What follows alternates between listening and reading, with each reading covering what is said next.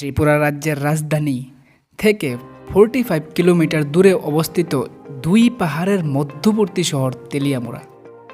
তেলিয়ামুড়া দুই দিক দিয়েই আছে বড়মুড়া ও 18মুড়া পাহাড়।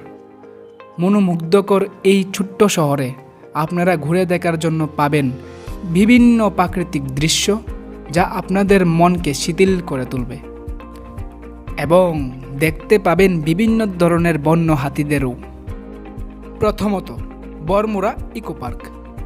বড়মুড়া পাহাড়ের মধ্যে দিয়ে চলে আসা NH-08 রাস্তার পাশে এই প্রকৃতির কূলে গড়ে ওঠা এই অপরূপ সুন্দর স্থানটি সপরিবারে ঘুরে দেখার জন্য এই স্থানটি আপনাদের জন্য।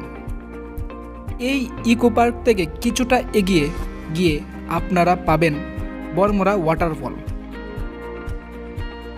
দুইয়েরই মজা আপনারা উপলব্ধি করতে পারবেন একসাথে। দ্বিতীয়ত, 18মুড়া পাহাড় থেকে উৎপত্তি খোয়াই নদী বয়ে গিয়েছে এই শহরের মাঝ বরাবর। এই খোয়াই নদীর উপর গড়ে উঠেছে চাকমাঘাট ব্যারেজ, যা একটি তীর্থস্থান নামেও খ্যাত। এর দূরত্ব তেলিয়ামুড়া শহর থেকে প্রায় 6 কিলোমিটার। তৃতীয়ত, চাকমাঘাট ব্যারেজের উপর গড়ে উঠেছে এই নৌকাঘাট, যেখানে আপনারা নদীপথে 18মুড়া পাহাড়কে অনুভব করতে পারবেন। কি নদীপথ ভ্রমণ শেষ?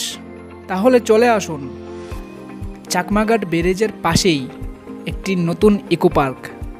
এটির অবস্থান চাকমাঘাট ব্যারেজের সাথেই। পঞ্চমত, আসুন মুংতাং ভ্যালিতে।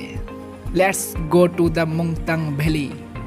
একদিনে ঘোরা তো সম্ভব নয়, তাই পরের দিন আপনারা চলে আসতে পারেন মুংতাং ভ্যালিতে, যার দূরত্ব শহর থেকে প্রায় 25 কিলোমিটার দূরত্বে। প্রেমে জটিলতা কেটে যাবে এই ভ্যালিতে আসলে। এখান থেকে আপনারা খুবই সুন্দর ভিউ উপভোগ করতে পারবেন। এই শহরে আসতে হলে আপনারা রেলপথ ব্যবহার করতে পারবেন। আগরতলা থেকে প্রতিদিন বিভিন্ন রেল ছাড়ে, প্লাস স্থলপথও ব্যবস্থা আছে। আগরতলা বাস স্ট্যান্ড থেকে বিভিন্ন বাস তেলিয়ামুড়ার উদ্দেশ্যে ছাড়ে।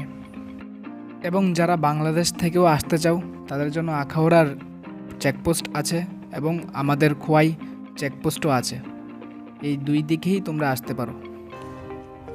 ওকে, সি ইউ সুন গাইস। দেখা হচ্ছে আরেকটি ভিডিওতে।